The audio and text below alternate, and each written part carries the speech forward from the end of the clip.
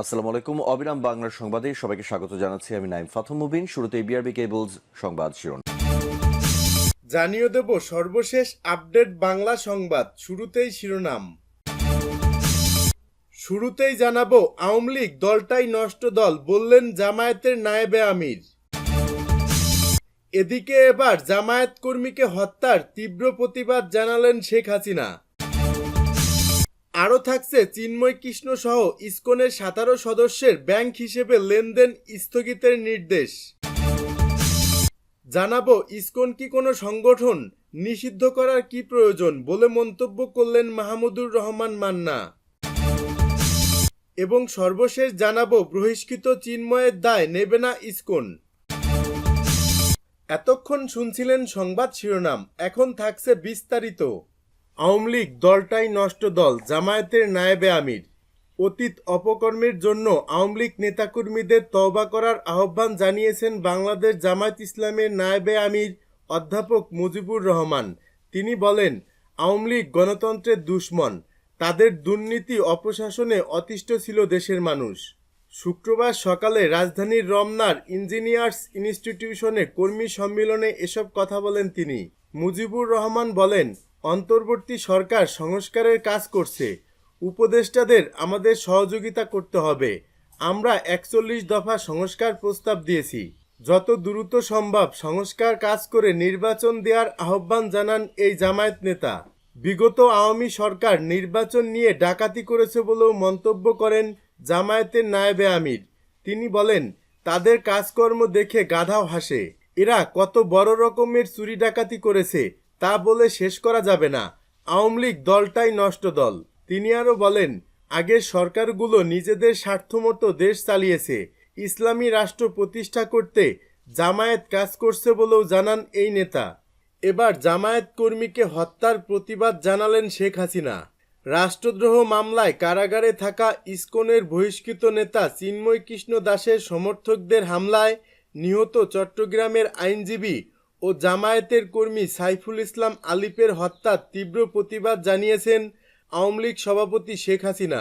বৃহস্পতিবার আওয়ামী লীগের verified Facebook পেজে প্রকাশিত বিবৃতিতে এ প্রতিবাদ জানান শেখ হাসিনা। শেখ হাসিনা বলেন, চট্টগ্রামে একজন আইনজীবীকে হত্যা করা হয়েছে। এই হত্যার তীব্র প্রতিবাদ জানাচ্ছি।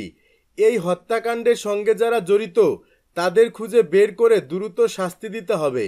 এই ঘটনার মধ্য দিয়ে চরমভাবে মানবাধিকার লঙ্ঘিত হয়েছে। একজন আইনজীবী তার পেশাগত দায়িত্ব পালন করতে গিয়েছিল, আর তাকে এভাবে যারা পিটিয়ে হত্যা করেছে তারা সন্ত্রাসী। তারা যেই হোক না কেন শাস্তি তাদের পেতেই হবে।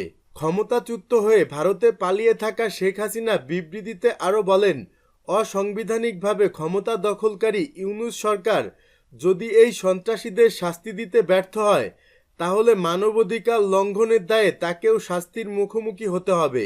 দেশবাসীর প্রতি আমি আহ্বান জানাচ্ছি, এই ধরনের সন্ত্রাস ও জঙ্গিবাদের বিরুদ্ধে সবাই ঐক্যবদ্ধভাবে রুখে দাঁড়ান। সাধারণ মানুষের জানমালের নিরাপত্তা নিশ্চিত করা জরুরি। গত মঙ্গলবার ওই হত্যাকাণ্ডের পর তীব্র নিন্দা জানিয়ে দেয়া বিবৃতিতে আইনজীবী সাইফুল ইসলাম আলিফকে নিজের দলের সহকর্মী হিসেবে দাবি করেন জামায়াতের আমির ডাক্তার শফিকুর রহমান। জামায়াতের আমির বলেন, আমার প্রিয় দলীয় সহকর্মী চট্টগ্রাম জজ আদালতের এপিপি তরুণ আইনজীবী সাইফুল ইসলাম আলিফ খুনের ঘটনায় আমি গভীরভাবে মর্মাহত। মহান রবের দরবারে মরহুমের রুহের মাগফিরাত কামনা করছি। আল্লাহ পাক তাকে জান্নাতের মেহমান হিসেবে কবুল করুন এবং শাহাদতের উচ্চ মর্যাদা দান করুন। আমি তার শোক সন্তপ্ত পরিবার, আপনজন, প্রিয়জন ও সহকর্মীদের প্রতি গভীর সমবেদনা প্রকাশ করছি। চিন্ময় কৃষ্ণ সহ ইসকনের 17 সদস্যের ব্যাংক হিসাবে লেনদেন স্থগিতের নির্দেশ। বাংলাদেশ সমন্বিত সনাতনী জাগরণ জোটের মুখপাত্র চিন্ময় কৃষ্ণ দাস ব্রহ্মচারী সহ ইন্টারন্যাশনাল সোসাইটি ফর কৃষ্ণ কনসানসেশনের সঙ্গে সংশ্লিষ্ট 17 জনের ব্যাংক হিসাবে লেনদেন 30 দিন স্থগিতের নির্দেশ দিয়েছে বাংলাদেশ ব্যাংকের আর্থিক গোয়েন্দা সংস্থা। এছাড়াও এই 17 ব্যক্তি ও তাদের মালিকানাধীন প্রতিষ্ঠানের হিসাবও স্থগিত করতে বলা হয়েছে। বৃহস্পতিবার এ নির্দেশনা দেশের বিভিন্ন ব্যাংক ও আর্থিক প্রতিষ্ঠানের কাছে পাঠানো হয়েছে। একই সঙ্গে এদের ঋণ, আমানত, ব্যবসা সহ যাবতীয় তথ্য আগামী 3 দিনের মধ্যে বিএফআইইউতে পাঠাতে বলা হয়েছে।